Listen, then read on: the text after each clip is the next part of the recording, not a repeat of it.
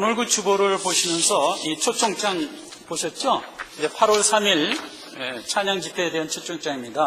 혹여라도 주변에 친지분들이 있으면 그 시간 함께해서 와서 이제 찬양 집회에 함께 참석했으면 좋겠습니다 하는 초청장입니다. 마침 학교 방학이 돼갖고 8월 3일 주일을 지키고 이제 한국으로 돌아가게 되거든요. 그래서 이왕에 온 김에 우리 딸이 또 하나님한테 받은 사명이 찬양 사역자니까 우리 교회 와서도 찬양 집회를 통해서 하나님께 찬양 돌립니다. 줄리어도 다닐 때 이제 제가 뉴욕에서 델리 가게를 하고 있었습니다. 딸이 갑자기 전화가 왔어요. 빨리 기도를 해달라는 거예요. 그래서 왜 무슨 일이냐 그랬더니 지금 교수와 학생들 앞에서 이제 그 태양상이라고 그래요. 시간이 된 모양이에요. 그래서 이제 자기 차례가 와가는데 지금 목이 잠겼다는 거예요. 목이 잠겨서 목소리가 도저히 나오질 않는다는 거예요. 그래서 이제 제가 그때 델리를 이제 4시면은 문을 닫을 시간이라서 알았다. 그러고서 이제 당장 지하실로 내려가서 이제 기도를 했습니다. 하나님, 우리 딸이 지금 하나님이 찬양 사역자로 세워주셨는데 학교를 졸업해야 되지 않습니까? 그러니까 지켜주십시오. 그리고 기도를 했더니 하나님이 이제 제 마음에 이제 감동을 막 주시더라고요. 그래서 우선지가 급하니까 지하철에 기도를 하고 문을 잠그고 이제 퇴근을 했습니다. 전 퇴근을 하는데 지하철을 타고 퇴근을 했는데요. 지하철로 거의 1시간가량을 와야 돼요. 이제 그 4시 반 어간이면 좀 한가해요. 그래서 앉아갖고 혼자서 이제 구석대면 앉아서 기도를 합니다. 하나님, 우리 딸 지금 목 빨리 풀어주셔야 됩니다. 그 기도를 하는데 하나님 이제 은혜를 베풀어 주셔갖고 제게 영안을 딱 열려주시는 거예요. 제가 이제 하나님이 열어주신 영안으로 이제 바라보는 겁니다. 그랬더니 우리 딸이 서 있더라고요. 학생들도 쫙 있고 교수도 몇 분 이렇게 있고 그러는데 하늘에서 완전히 황금빛 불두루마리가 이렇게 내려오더라고요. 확 내려와서 이렇게 하더니 그게 퍼지더니 온 그 청중들을 다 감싸더라고요. 그 황금 불두루마리가. 그냥 불 그러면 빨간색이잖아요. 근데 이게 황금색이 들어가니까 이거 완전히 경외야. 그게 쫙 해갖고 퍼져서 그 온 홀을 꽉 잡고 있더라고요.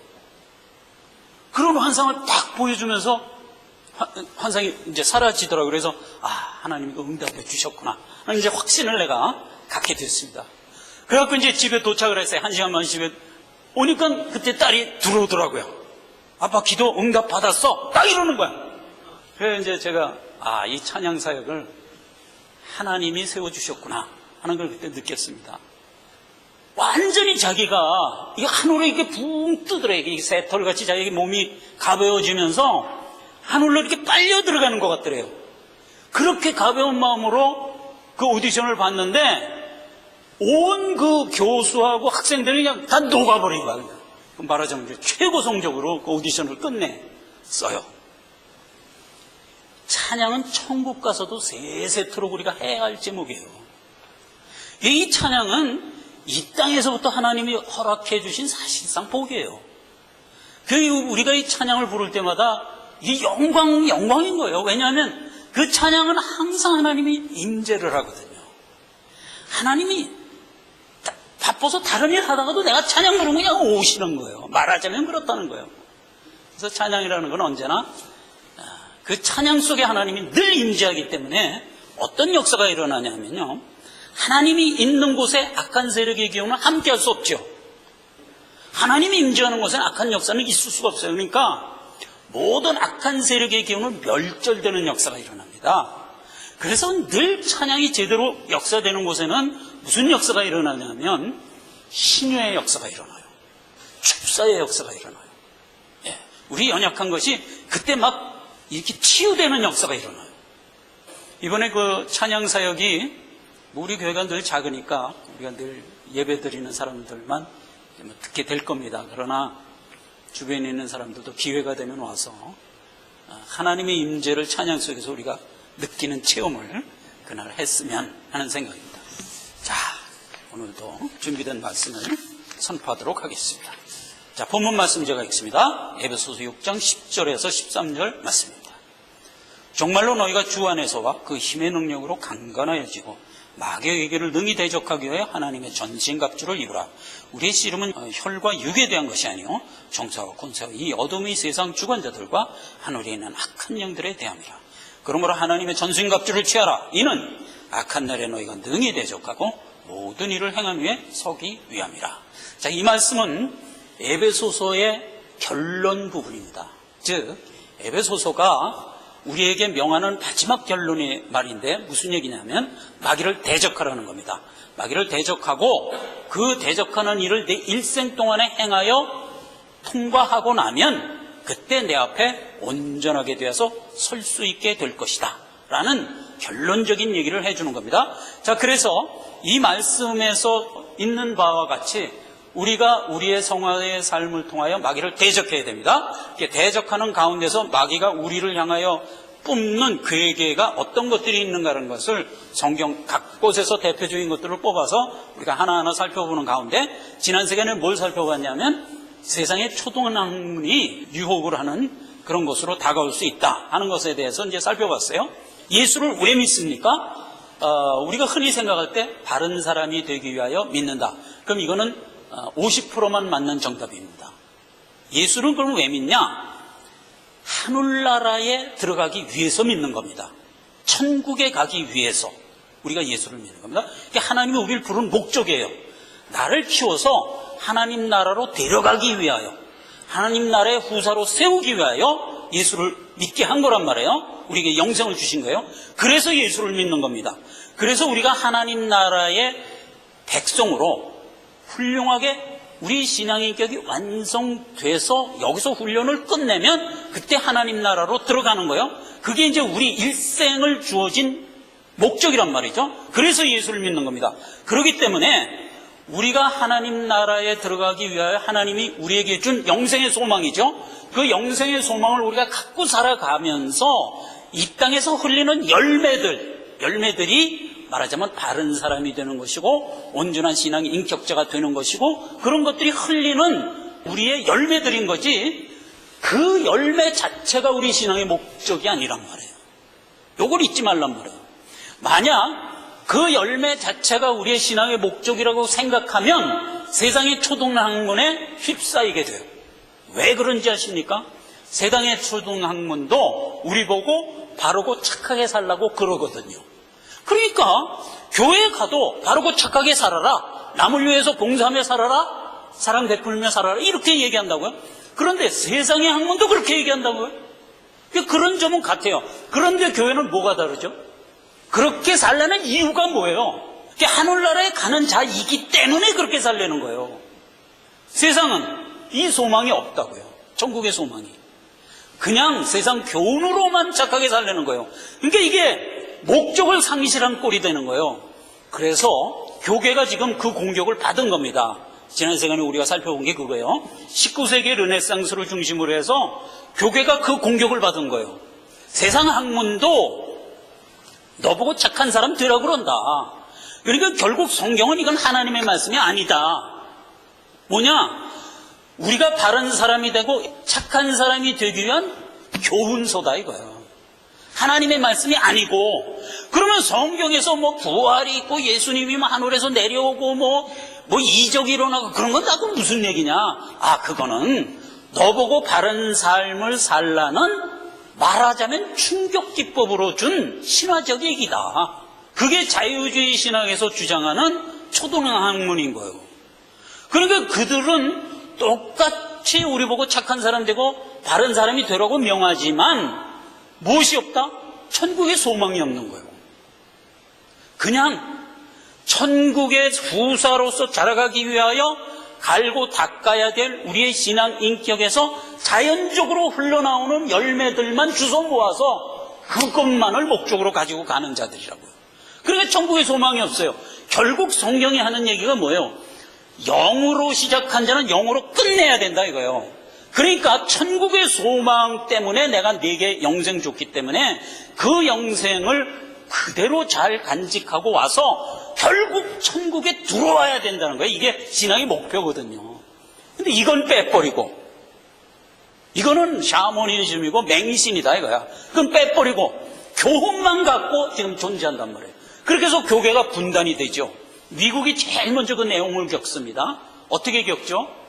미국 장로교회가 PC USA라는 아주 큰 장로교단이었어요. 세계 전체 장로교를 이끄는 아주 훌륭한 교단이었어요. 근데 그 PC USA가 이 세상의 초등학문에 녹아버립니다. 그게 신신학을 도입하죠. 그리고 하나님의 말씀이라는 것을 부인해버립니다. 부인해요. 이거는 하나의 도덕경이다 이거야. 훌륭한 지침서다 이거야. 그러니까 우리가 신앙의 내용을 이 내용만 갖고 믿어야지 이걸 하나님의 말씀이라고 맹신하면 그게 샤머니즘이다 이거야. 그렇게 자유주의 신학으로 흘러가 버린 거예요. 그러니까 거기에 반발해서 나온 게 PCA, 오도독스, 프리스비터리안 아메리카 해갖고 정통 교리로 떨어져 나온 거예요. 그래서 미국의 장로가 둘로 분리되죠. 그 세상 교리가 세상의 초등학문이 교리가 된 PCUSA와 아니다. 이건 하나님의 말씀이다. 우린 천국의 소망만 갖고 신앙생활을 해야 된다라는 것을 붙들고 나온 PCA, 그러니까 프리스비터리안 처치 아메리카, 정통 교리죠. 원래 이 정통 교리죠. 그걸로 떨어져 나온 이 둘로 갈라지죠. 갈라져요. 그래서 그게 은저히 그렇게 됐어요. 1930년도에 그렇게 된 거예요. 그때 이후에 전 세계의 장로교가 다 똑같이 갈라집니다. 우리나라도 똑같아요. 기장, 그럼 뭐예요? 기장. 거기서 떨어져 나온 게 예수교 장로예요. 기독교 장로에 예수교 장로로 갈라진 겁니다. 즉 미국하고 똑같이 PCUS에 BCA로 갈라진 것처럼 한국도 그렇게 갈라졌어요.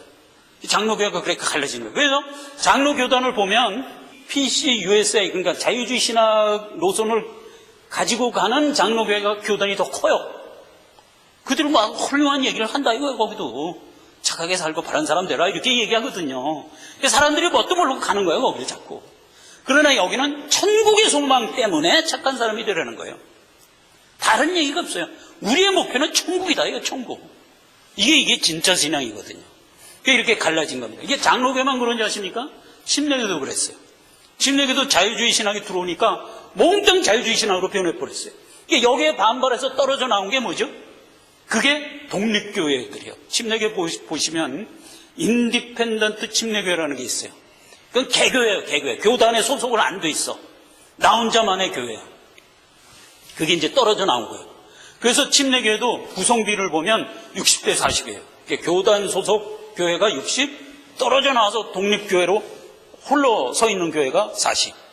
그래서 거기도 자유주의 신학과 정통 그리스도인으로 이렇게 분리가 된 거예요. 모든 교단이 다 그렇게 분리됐어요.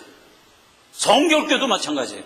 우리 동생이 다니는 저 성결교 있죠? 거기도 그렇게 분리된 거예요. 그래서 자유주의 신학으로 물든 성결교, 그 다음에 정통 그리스도 교리를 수송하는 성결교 이렇게 다 분리됐어요.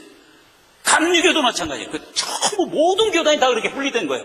그래서 우리가 교회를 볼 때 자유주의 신앙이 교리인 교회냐, 정통 기독교 웨스트민스터 신학 고백이 교리인 교회냐를 우리가 알고 가서 예배를 드려야 돼요. 아무 교회나 가면 안 돼요. 유감스럽게도 요 옆에 있는 장로교회가 PCUS예요. 자유주의 신학 교리라고. 그런데 가면 소리는 좋은 소리 들어요. 봉사하며 살아라. 착하게 살아라. 어디 가서든지 남을 위해서 배려하면서 살아라. 아니, 똑같은 얘기를 해요. 그런데 뭐가 없다? 천국의 소망이 없다. 그렇게 신앙생활 평생 해봐야 헛고예요, 헛고. 하나님은 자기를 찾는 자들에게 영생 주지, 세상에서 착한 사람 되자 그러면 생각을 해보세요. 세상에서 착한 사람이 되고자 해서 우리가 착한 사람이 될 수 있다면 예수 그리스도가 십자가에 왜 못 박혀 죽겠어요? 그걸 생각해도 알잖아요.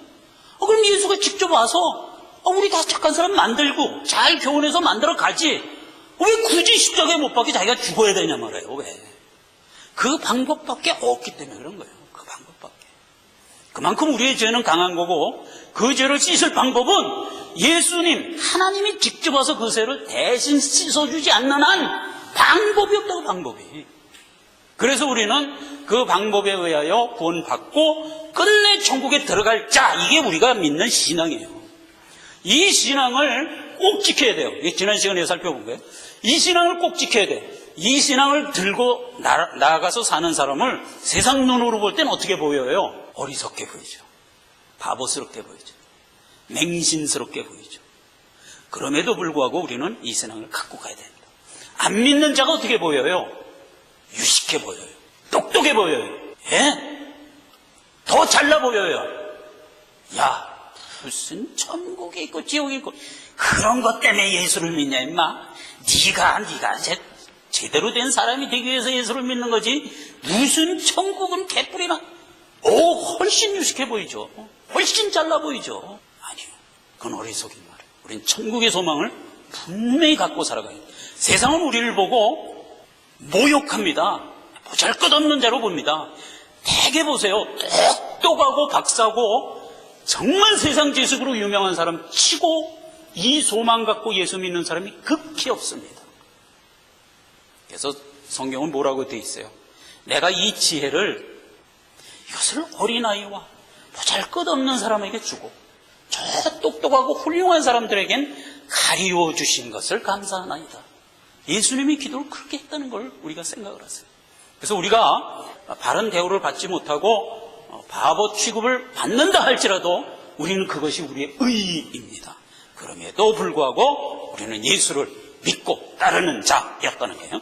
자, 이제 지난 시간에 대한 얘기가 좀 길었는데, 자, 오늘은 마귀의 계계 중에서요, 무엇에 대해 살펴보려고 하면 사랑에 대해서 살펴보려고 합니다. 이것도 굉장히 큰 명제입니다. 기독교는 무슨 종교라고 그러죠? 사랑의 종교라고 그래요. 자, 그러면 기독교는 사랑의 종교다 그래서 기독교를 믿어야 사랑하는 자가 비로소 된다, 이런 뜻이 아닌 거예요. 무슨 뜻이냐면 인간은 누구에게나 본성적으로 사랑할 수 있는 인자를 하나님이 주셨어요. 불신자건 불신자가 아니건 사랑이 무엇인가에 대한 사랑의 개념과 성품을 인간에게 내재시켜 주셨어요. 본성으로. 그게 누구를 사랑하게 돼 있냐면 자기를 사랑하는 게 돼 있어요. 맨 처음에 그렇게 만들어 주셨어요. 그래서 모든 인간은 사랑을 알아요. 단 자기를 사랑할 뿐인 것만 다른 거예요. 알아요. 사랑을 해요. 그런데 자기만 사랑해요. 그건 이제 인간에게 준 본성이 그거기 때문에 누구나 사랑을 하긴 하는데 나만 사랑하는 거예요. 거기서 하나님은 뭐라고 명하냐면 그 사랑을 가지고 하나님과 이웃을 사랑해라, 이렇게 명하는 거예요. 왜 그렇죠? 천국의 후사가 되려면 그 사랑의 스펙트럼을 여기까지 가지고 와야 되느니라, 이렇게 말한 셈이에요. 그래서 결국은 기독교는 사랑의 종교인데 사랑이 있냐 없냐의 문제가 아니라 그 사랑의 대상이 누구냐의 문제예요. 본성적으로 살아가는 모든 일반적인 사람들은 그 사랑의 대상이 자기 자신이에요. 기독교인은 그 사랑의 대상이 하나님이세요. 역시 천국의 소망이에요. 그 얘기예요. 그래서 이제 그 문제를 성경을 통해서 확인하면서 가봅시다. 누가복음 10장 27절에 예수님이 어떻게 하면 천국 들어갈 수 있습니까? 라는 질문에 대해 준 답이 이거예요. 내 마음을 다하며 목숨을 다하며 힘을 다하며 뜻을 다하여 주 너의 하나님을 사랑하고 또한 내 이웃을 사랑하라. 하나님 사랑하고 이웃을 사랑하는 것을 내가 내게 넣어준 본성, 내 몸을 사랑하는 그 사랑을 갖고 그렇게 해라 이거예요. 그래서 말이 그렇게 된 거예요. 하나님을 사랑하고 내 이웃을 내 몸같이 사랑하라, 이렇게 얘기한 거예요. 그래서 사랑에 대해서 더 특별히 다른 설명을 할 필요가 없어요. 우리에게 본성으로 사랑이 뭔지를 알고 그걸 넣어줬기 때문에 그걸 갖고 너만 사랑하지 말고 어떻게 하라? 하나님과 이웃을 사랑해라. 이렇게 해서 대상을 바꿔준 겁니다. 그래서 성경은 우리에게 정체성을 이렇게 규정하고 있습니다. 그러므로 우리 중에 누구든지 자기를 위하여 사는 자가 없고 자기를 위하여 죽는 자도 없도다. 우리가 살아도 주를 위하여 살고 죽어도 주를 위하여 죽나니 그러므로 사나 죽으나 우리가 주의 것이로다. 이렇게 선포하는 자가 되려는 겁니다. 그게 이제 성경의 명인 거예요. 그래서 이제 기독교는 사랑이다라고 했을 때 우리의 사랑의 대상은 하나님과 이웃이다라는 것에서 벌써 분리가 되는 겁니다. 자, 그 점을 갖고 이제 살펴보면 이렇게 되어 있습니다.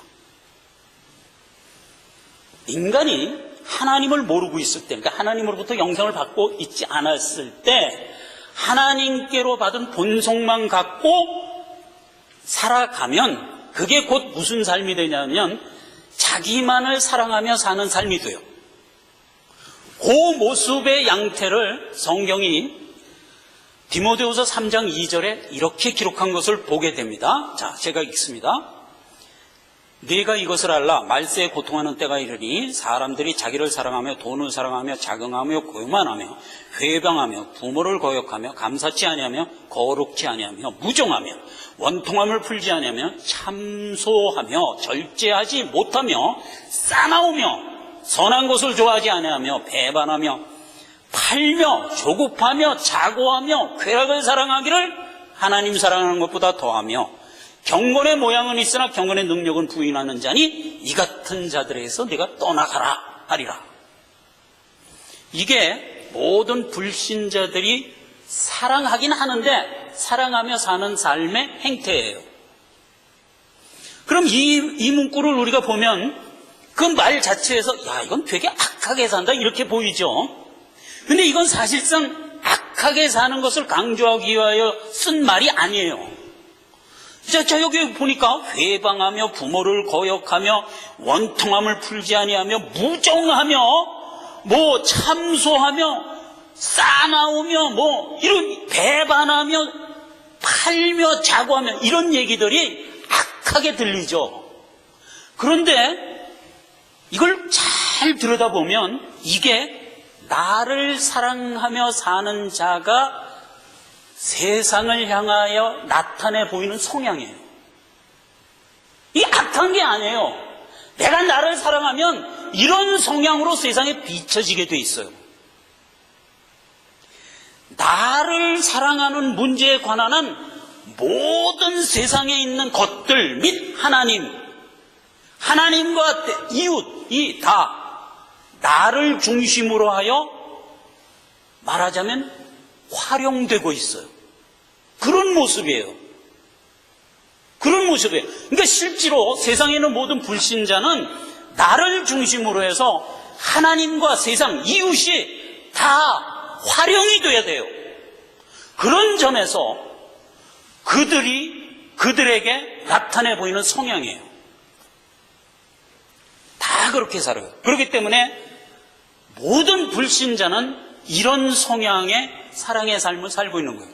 그러니까 자기가 자기를 사랑하는 것에 대하여 아주 확고부동하게 충실하게 사는 모습이에요. 그걸 악한 게 아니에요. 우리가 이제 악한 단어들을 통하여 보니까 악해 보인다 그러면 원래는 이게 악한 게 아니에요. 내가 나한테 너무 충실하다는 그 사실을 세상적인 측면에서 이렇게 투영시켜 보여준 것인 것뿐인 거예요. 그러니까 어떤 의미에서 내가 나를 사랑하며 사는 것에 대하여 너무너무 충실하게 사는 모습이다 이 말이에요. 이것과 대비되는 신자들의 사랑의 모습을 한번 봅시다. 그게 이제 고린도전서 13장에 보면 사랑장이라 그래갖고 신자들이 하나님을 사랑하고 이웃을 사랑한 대상이 벌써 달라졌어요. 내가 나를 사랑하는 데서 대상이 달라졌어요. 그 달라진 대상을 갖고 살아가는 모습에 대하여 이렇게 얘기하는 걸 보게 됩니다. 제가 4절부터 읽습니다. 사랑은 오래 참고 사랑은 온유하며 투기하는 자가 되지 않으며 사랑은 자랑하지 아니하며 교만하지 아니하며 무례히 행치 아니하며 자기의 유익을 구치 아니하며 썩내지 아니하며 악한 것을 생각지 아니하며 불의를 기뻐하지 아니하며 하나님과 함께 기뻐하고 모든 것을 참으며 모든 것을 바라며 모든 것을 견디느니라. 이렇게 돼 있어요. 자, 보세요. 하나님을 사랑하고 이웃을 사랑하는 대상이 달라지는 삶에 충실한 자는 거기에 뭐가 동원되죠? 내가 동원돼요. 그러니까 내가 양보할 수 있는 건 다 양보하는 거예요. 누구를 위하여? 하나님이 명한 하나님과 이웃을 위하여. 그러니까 그 모습, 내가 하나님의 명에 충실하면서 사랑을 퍼붓는 모습이 이런 모습인 거예요. 그러니까 결국 여기서는 누가 희생되고 있어요? 내가 희생되고 있어요. 그렇죠? 내가 희생되고. 그러니까 참고 인내하며 견디며 바라며 이게 전부 내가 인내하고 있는 모습이에요. 아까 자기 자신만을 사랑하며 세상과 하나님을 활용하는 사람의 사랑의 모습엔 누가 지금 희생되고 있어요? 세상과 하나님이 희생되고 있어요. 그렇죠? 세상과 하나님을 사랑하는 이 신자들의 사랑의 행태는 내가 희생되고 있어요. 각각 자기가 사랑하는 자에 대해서 충실한 거예요. 악한 게 아니에요. 이 사람은 이 사람대로 내가 사랑하는 내 대상에 대하여 충실하게 살아가고 있는 거고, 나는 나대로 하나님이 나에게 준 사랑의 대상을 향하여 충실하게 살아가고 있는 거예요. 근데 나타나는 행태는 누가 거기서 희생되고 있느냐가 다른 것뿐인 거예요. 여기서는 내가 희생되고 있고, 여기서는 세상이 희생되고 있어요. 이웃이 희생되고 있어요. 그 얘기예요. 다시 한번 읽어볼까요? 참, 이 사랑장은 우리가 너무나 아니까 내가 희생된다는 건 금방 알겠는데, 이쪽에서 디모데후서 3장 2절 이하의 말씀에서는 세상이 나를 향하여 여러 모습으로 희생되고 있다는 얘기가 이렇게 피력되고 있는 것을 우리가 인식해야 됩니다. 다시 읽습니다. 그런 인식을 갖고 한번 들어보세요. 내가 이것을 알라 말세에 고통하는 때가 이르리니 사람들이 자기를 사랑하며 돈을 사랑하며 자긍하며 교만하며 회방하며 부모를 거역하며 감사치 아니하며 거룩지 아니하며 무정하며 원통함을 풀지 않으며 참소하며 절제하지 못하며 싸나우며 선한 것을 좋아하지 아니하며 배반하며 팔며 조급하며 자고하며 쾌락사랑하기를 하나님 사랑하는 것보다 더하며 경건의 모양은 있으나 경건의 능력을 부인하는 자다.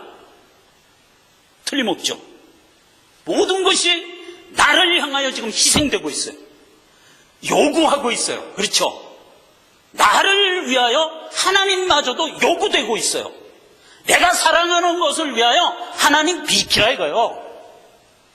나를 위하여 하나님 사랑하는 것보다 더하며, 이렇게 나오는 게 그 얘기예요. 그러니까 하나님도 비켜라, 너도 비켜라. 얼마나 충실한 거예요. 나를 향하여 충실한 거예요. 그래서 우리가 사랑에 대해서는 별도로 배울 필요가 없어요. 충분히 사랑하고 있어요. 문제는 대상을 바꾸라. 내가 나를 사랑하는 것 갖고는 천국에 가지 못한다 이거예요. 하나님의 명, 영생을 어떻게 얻을 수 있습니까? 하나님 사랑하고 이웃 사랑이라. 이게 명제잖아요. 그러니까 우리가 하나님 사랑하고 이웃 사랑하는 대상으로 살아갈 때 우리는 영생을 소유하고 있어요. 자유주의 신학자들은 이걸 또 부인합니다.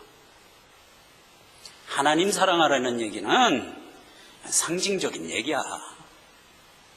이렇게 이제 그걸 빼버립니다. 이걸 빼버리면 우리가 사랑해야 될 대상에서 하나, 그 큰 기둥 하나가 없어지는 거예요. 이게 안 되는 거예요. 신앙이 이어지질 못하는 거예요. 그래서 우매무지하게 들릴지 몰라도 우리가 하나님을 사랑해야 된다는 이 큰 신앙의 원 덩어리를 우리가 놓치면 안 돼요. 이것이 언제나 성공하는 건 아닙니다. 실패합니다. 그러니까 불신자들도 실패하고 우리 신자들도 많이 실패합니다. 근데 실패할 때 어떤 모습으로 나타나는가를 보면 더 극명하게 할 수 있어요. 자, 불신자들도 자기가 자기를 사랑하는 삶을 살다가 그만 좌절하여 실패해서 그들도 나가 자빠질 수가 있어요. 그걸 보고 이제 세상 사람들이 좌절이라고 그러죠. 근데 그 좌절을 했을 때 아무도 도와줄 사람이 없어요. 그러니까 자기가 좌절했을 때 누가 와서 야, 너 실패했냐? 너 자빠졌냐? 내가 일으켜줄게 하는 자가 아무도 없어요. 그러니까 결국 그는 자기가 실패하여 좌절된 그 자리에서 계속 자빠져가지고 결국은 죽어버려요. 이건 참 비참한 거예요. 아무도 도와줄 사람이 없기 때문에 그게 멸망으로 이어질 수밖에 없어요. 그게 극단적으로 간 것이 뭐죠? 자살이에요. 그래서 불신자들이 자기가 자기를 가꾸며 살아가는 일에서 실패하면 좌절하게 되고 그 좌절을 아무도 도와줄 사람이 없기 때문에 계속 낭망하여 결국은 멸망으로 이어지게 돼요. 근데 이제 신자도 하나님 사랑하고 이웃 사랑하라는 문제에 대하여 실패할 수가 있어요. 신자도 실패해요. 아니, 실패 많이 해요. 그런데 그 실패를 했을 때 우리는 불신자들과 틀린 게 뭐냐면 도와줄 사람이 있어요. 그게 누구냐? 하나님이에요. 하나님이 우리를 도와줘요. 자, 그 얘기는 시편 51편에 아주 분명하게 이렇게 얘기하고 있습니다. 하나님이 구하는 제사는 상한 심령이라 하나님이여 상하고 통회하는 마음을 주께서 멸시치 아니하시리이다 해서 우리가 하나님이 명한 하나님 사랑하고 이웃을 사랑하는 이 일을 매진하다가 실패하여 나가 자빠지면 그래서 상심된 마음을 하나님이 보듬어 주신다고요. 멸시치 않는다고요. 그러면서 이제 하나님이 근본적으로 우리에게 주시는 명이 권면의 말씀이 이런 거예요. 내 영혼아 내가 어찌 낭망하며 어찌하여 내 속에서 불안해하는고 너는 하나님을 바라라.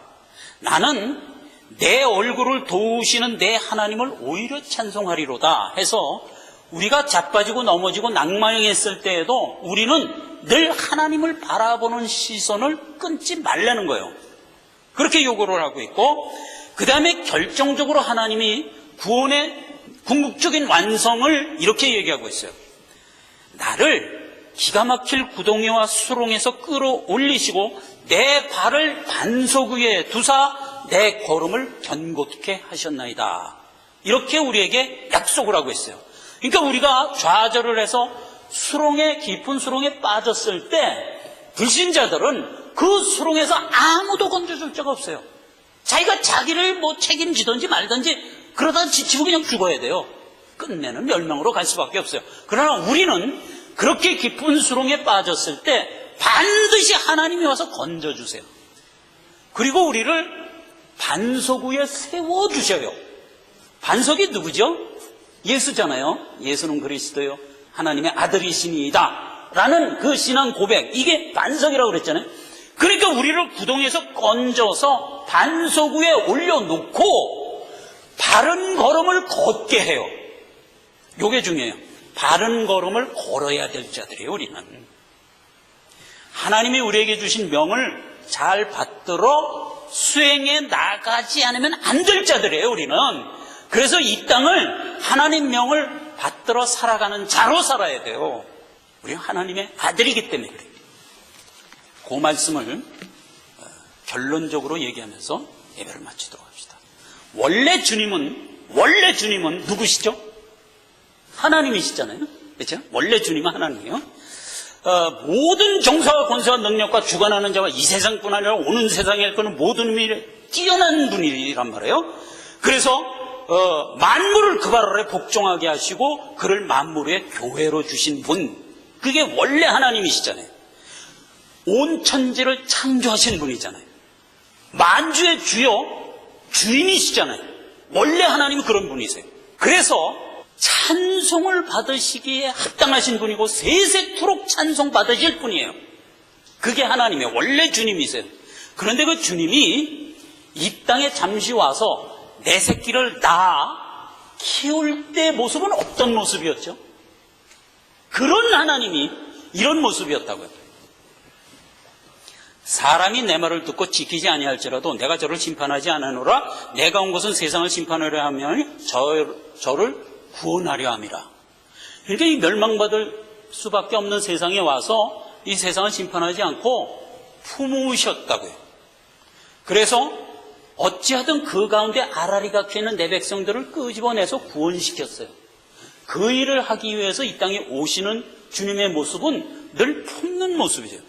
성경은 그 품는 모습을 무엇과 비교했냐면 암탉이 병아리를 품는 것 같은 모습으로 품었다, 이렇게 얘기를 했어요. 우리가 이제 시골에서 자라서 알잖아요. 암탉이 병아리를 깝니다. 까면 암탉이 이제 자기 새끼 병아리들을 몰고 이렇게 다니잖아요. 다니면서 뭘 콕콕콕 집어 먹는데 실제로 가만히 유식으면 암탉이 그거 안 먹어요. 먹는 신용만 탁 해요.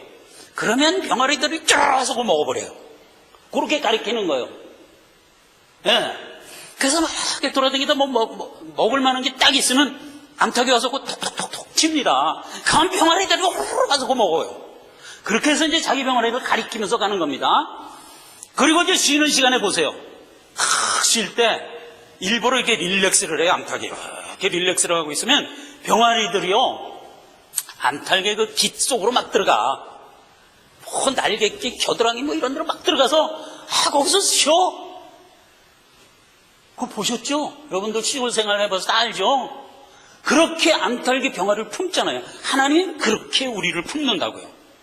세상을 그렇게 품는다고요, 세상을.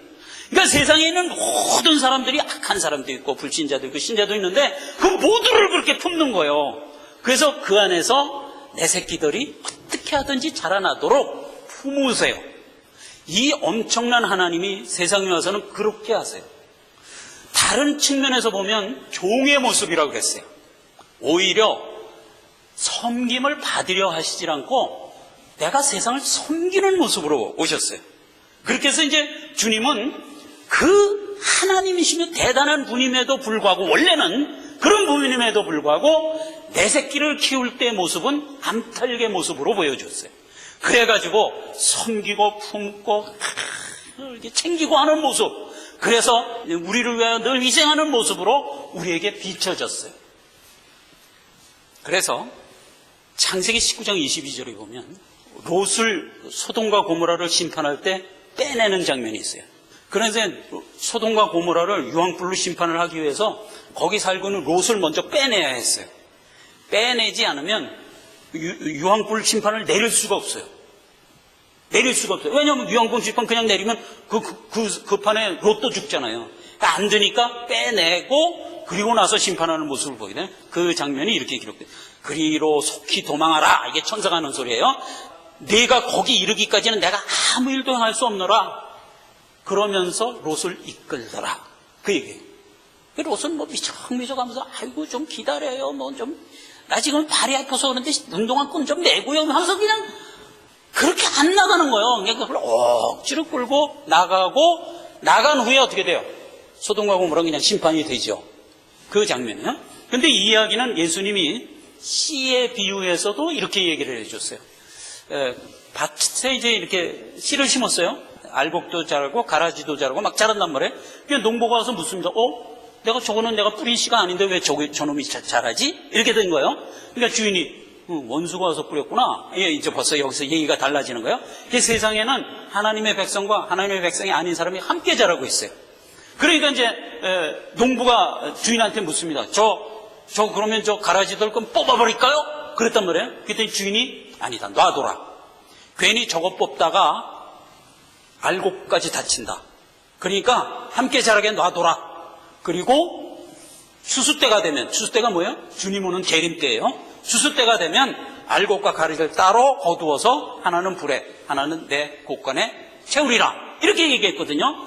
그러니까 지금 주님이 이 땅에 오셔서 우리와 함께하는 이 기간은 기회의 때예요. 내 새끼를 키워서 끌고 가는 일을 할 때까지는 세상에 손을 안 대세요. 저들이 나를 부인하고 내 말을 따르지 아니할지라도 심판하지 아니하리라. 그런 거지. 너 나 안 믿어도 좋아는 아닌 거예요. 이걸 분명히 알아야 돼요. 너 예수 안 믿어도 괜찮아, 이런 뜻은 아닌 거예요. 너 나를 믿지 않는 한 너는 반드시 죽어. 그러나 지금은 기회의 때야. 어서 속히 주께로 나와 라는 기회를 주는 거예요. 그래서 지금 추수때 비유와 같이 추수때가 이르면 알곡과 가라지를 따로 거두어갈 거라고요. 왜 멸망하지 않고 건재하냐? 원래는 멸망했어야 했어요. 아담과 하와가 선악과를 먹은 그 이후부터 원래는 정령 죽어서 멸망했어야 했어요. 그런데도 왜 멸망 안 하냐? 내 새끼 키우는 동안 하나님이 기회를 줬기 때문에. 그래서 우리는 아무렇지도 않게 살아가는 것 같지만 우리 때문에 세상이 건재하고 있는 거예요. 주님은 그런 우리를 보호하기 위하여 지금 종의 모습으로 와서 우리를 품고 계시다. 이거예요. 원래 주님은 어떤 분이에요? 어마어마한 분이죠. 그런 분이 그렇게 하는 거예요. 주님이 이 땅에 와서 세상을 품는 모습을 보여준 거예요, 지금. 그러니까 우리는 주님이 그렇게 하신 걸 보고 우리도 주님처럼 살아야 돼요. 그래서 원래 우리는 어떤 사람이에요? 원래 우리는 하나님의 아들이잖아요. 예, 이거 안 믿겨지세요? 아직은 뭐 도달하지 않았으니까 모르지만 성경 분명히 이렇게 얘기합니다. 우리를 향하여 너는 내 나라에서 해같이 빛날 자다. 이렇게 얘기했어요. 그 얘기 볼까요? 마태복음 13장 43절입니다. 그때 의인들은 자기 아버지의 나라에서 해와 같이 빛나리라. 귀 있는 자는 들으라. 이렇게 얘기한 거예요. 우리는 천국에 가서 해같이 빛날 자들이에요. 아니, 따질 것도 없어요. 우리는 천국에 가면 하나님의 아들들이에요. 딸들이에요. 더 이상 뭐 바랄 거 있습니까? 우리 그런 대단한 존재예요. 그거를 베드로전서 2장 9절에서는 이렇게 얘기합니다. 오직 너희는 택하신 족속의 왕같은 제사장이요 거룩한 나라요 그에 소속된 백성이니 그랬어요. 우리의 정체성이 우리 원래 이런 사람이에요. 에베소서 2장 5절은 뭐라 그랬어요? 우리를 죽음 가운데서 끄집어내서 단번에 하나님 보좌 우편에 앉혔다고 그랬어요. 우리는 그런 존재예요. 그런 우리는 이 땅에서 성장할 때 어떤 모습으로 산다고요? 섬기는 자의 모습으로 산다. 예수님이 와서 우리에게 보여준, 담탈게 우리에게 와서 보여준 그 모습을 그대로 쫓아가며 사는 자들이에요. 그래서 이 땅에서의 우리의 모습에 대해서 성경은 이렇게 얘기하고 있습니다. 너희 중에는 그렇지 아니에요. 너희는 누구든지 크고자 하는 자는 너희를 섬기는 자가 되라. 섬기라고 그러는 겁니다. 너희 중에 누구든지 으뜸이 되고자 하는 자는 모든 사람의 종이 되라. 이렇게 얘기하는 겁니다. 인자의 것은 섬김을 받으려 하며 도리어 섬기려 하고 자기 목숨 많은 사람의 대속물로 주려 함이라. 암탈기 지금 보여준 거예요 지금. 그러니까 너희도 그렇게 살아라 이거예요. 하나님과 이웃을 사랑해라 이 말이에요 결국 이게. 네, 또 하나 사람들이 어린 양이 어디로 인도하든지 따라가는 자며 사랑 가운데서 구속을 많이 받아 처음 익은 열매로서 하나님의 어린 양에게 속한 자로다. 그러니까 예수 그리스도가 어디를 가든지 쫓아가는 자예요 우리는. 이게 계시록에 있는 말이에요. 우리가 이 땅을 살아갈 때 살아가는 모습의 모양이에요. 예수가 가는 곳에 우리는 어디든지 따라간다 그 얘기예요. 제가 여기서 아주 귀중한 예화 하나를 드리고 예배를 마치겠습니다. 어떤 사람이 입신해서 천국을 갔어요. 딱 가니까 천국문이 하나 있고 지옥문이 하나 있는 거예요. 근데 사람들이 수도 없이 줄을 서 있어요. 이 사람이 이제 겉에서 이렇게 보는 거야. 그랬더니 그 딱 문이 하나는 지옥문 하나는 천국문인데 딱 그 문 앞에서 어떤 사람이 한 사람 한 사람 묻더래요. 뭐라고 묻는데 이 사람이 대답을 하는데 그냥 그 대답의 결과에 따라서 지옥문으로 떨어지더래요. 지옥문으로 팡팡 떨어지더래요. 그 수많은 줄이 계속 하루 종일 계속 지옥으로만 떨어지는 거야. 그러다가 어떤 사람은 딱 물었는데 똑같은 질문을 하는 모양이야. 뭐라고 물으면 거기에 대답만 하면 그냥 지옥문으로 떨어지는 거예요. 근데 어떤 사람 하나가 딱 물었는데 그 사람이 천국으로 들어가는 거야. 하루 종일 지옥으로 떨어지는 가끔 하나씩 천국으로 들어가는 거야.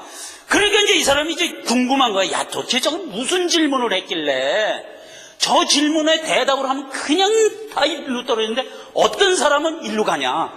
도대체 그 질문이 뭐고 그 질문에 그럼 정답이 뭐냐. 이거 궁금하지 않아요? 여러분 궁금하지 않으세요?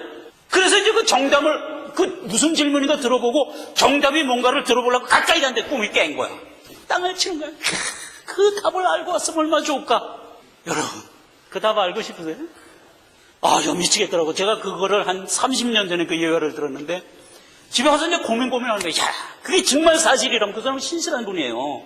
그가 본 그 환상이 절대로 그 헛거가 아니에요. 분명히 하나님이 준 은혜의 환상인데, 야, 그래서 이제 나도, 그 질문이 뭘까? 그리고 거기에 어떻게 대답을 했을까? 제가 별의별 생각을 다 했는데, 오늘날 제가 대강 그 질문이 뭔지를 알았고, 그 질문을 어떻게 대답해서 이는 천국에 들어가고 이는 지옥에 갔을까를 정리를 했습니다. 여러분도 들으시면 공감을 하실 거예요. 분명히 이렇게 물어봤을 겁니다. 너 여기 왜 왔냐? 예수님 만나러 왔습니다. 예수님이 지금 여기 있다. 지옥문을 가리킨 거예요. 예수님이 지금 저기 계시다. 너 예수님 만난다면 일로 들어가라. 이렇게 이제 얘기를 한 거예요. 그랬더니 예수님이 여기 있다고요? 그럼 속았네. 아니 예수 믿으면 천국 간다고 분명히 들고 왔는데 속았네. 그럼 난 일로 갈래요. 그 사람은 다 지옥으로 떨어집니다. 이렇게 대답한 사람이 있을 거예요. 너 여기 누구 만나러 왔냐? 예수님 만나러 왔는데요. 예수님이 저 지옥에 있다. 그래요? 알았습니다. 그럼 뛰어들어가는 사람이 천국으로 들어요. 여기 그랬잖아요. 예수님이 어디를 가든 따라가는 자다 말이에요. 그렇게 된 환상을 보여주는 거예요. 바로 여기서 찾아내요. 다시 봅시다. 이 사람들은 어린 양이 어디로 인도하든지 따라가는 자며 사람 가운데 구속을 받아 처음 익은 열매로 하나님의 어린 양에 속한 자로다. 천국 갈 자예요. 예수님이 어디 있습니까? 저 지옥에 있는데 알았습니다. 달려가는 거예요. 이렇게 우리가 이 땅을 살아가면 되는 겁니다. 그럼 천국에 분명히 갈 수 있습니다. 예수님 따라가는 자가 되시다. 하나님 아버지 은혜를 감사드립니다. 오늘도 하나님이 주신 귀한 말씀의 은혜를 받고 돌아갑니다. 어찌하든 하나님이 우리에게 주신 영생의 소망을 잃지 않고 살아가는 자가 다 되게 하여서 내 나라의 훌륭한 후사로 부족함이 없게 하옵소서. 우리는 예수님의 말씀에 순종하며 어디든지 따라가는 자입니다. 하나님 이끌어 주옵소서. 예수님의 이름으로 기도했습니다.